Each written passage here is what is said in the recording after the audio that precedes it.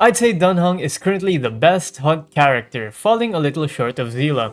Dunhung is a single target damage dealing monster that requires a little bit of skill and coordination to use due to the nature of his talent. This video is a full in-depth guide on how to play around that talent and how to optimize him. Now let's go over the mechanics of this character. His skill, Torrent, deals single target damage, and when he crits on it, he has a 100% base chance to slow the target for 2 turns. Notice how he attacks 3 times here. With this information, you can sort of guarantee you apply this slow by having a crit rate of at least 34%. When the enemy is slowed, Dunhung's basic attack and ultimate deal way more damage, so you'd always want to open with his skill if they're not yet slowed. The most important part about Dunhung is timing his skill, talent, and ultimate. His talent reads that when Dunhung is the target of an ally's ability, his next attack gains wind resistance penetration, and this has a cooldown of 2 turns. This can be reduced to 1 turn if you have his E2. What it means by target is pretty broad. Jeopard's shielding ultimate counts, Tingyun's entire kit counts, and also Asta's ult. When unleashing his ultimate ethereal dream, you want to make sure that the target is slowed and your talent is up for maximum damage potential. And this means that you need to hold your ult and in some case even waste energy. Timing his talent is a little rough sometimes, and the way to master it is by going over energy generation. The energy cost of Dunhung's ultimate is 100. His basic attack generates 20 energy and his skill generates 30. This means that it'll take around 3 to 4 turns for him to get his ultimate up, depending on if he gets hit or not and how frequently you use his skill. This may also change due to other things such as light cones and Tingyun. Now depending on the number of eidolons you have, the times where you want to buff Dunhung can vary. If you don't have his E2, then you only want to buff at the start and right before your ultimate. If you do have E2, then you can buff him in these spots as well. For his light cone, the best free-to-play one is uncontestably cruising in the Stellar Sea, since you can get this off Herta's simulated universe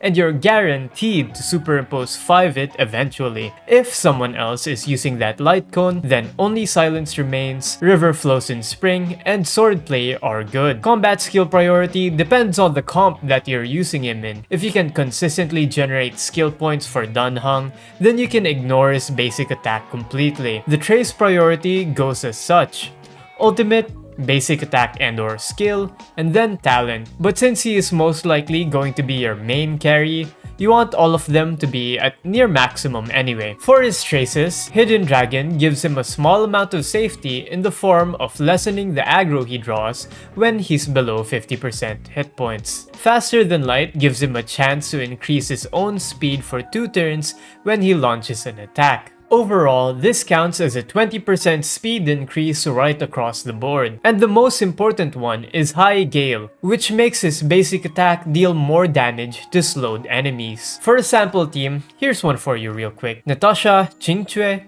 Tingyun, and Dunhung. Natasha will act as a skill point generator and a backup for activating Dunhung's talent and also heal when it's needed. Qingque will act as a sub DPS and generate skill points as well as consume them when you have some to spare. Tingyun will buff Dunhung every time she can and make his ultimate uptime even more frequent. If Tingyun can't buff Dunhung in time for his ultimate, you can sometimes burn Natasha's ultimate just to be able to activate Dunhung's talent, and even if everyone is at max HP.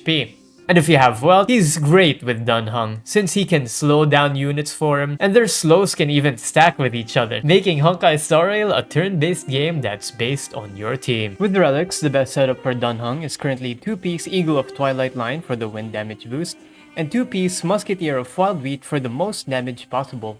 You could potentially use both 4-piece setups as well. But keep in mind that Eagle of Twilight line's effect can be rendered useless if you manage to proc his E4. Now, for plain or relics, Space Sealing Station is good, but if you have lots of attack percent buffs already, then Inert Cell Soto would be better. Make sure that you meet the requirements of the sets to be able to capitalize off them as well.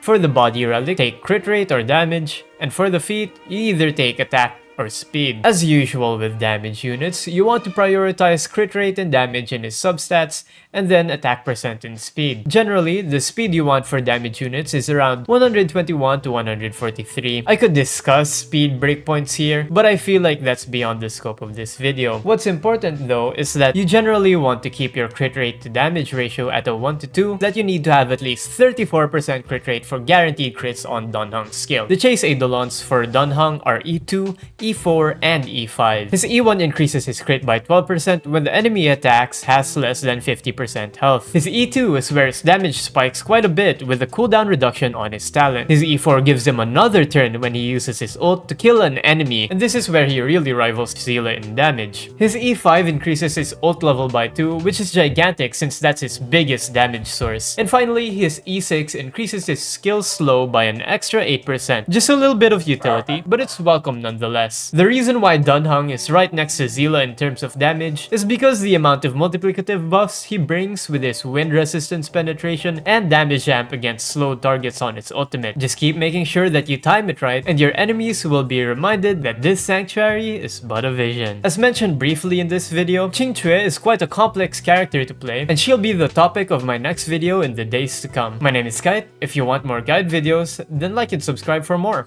See ya! Peace!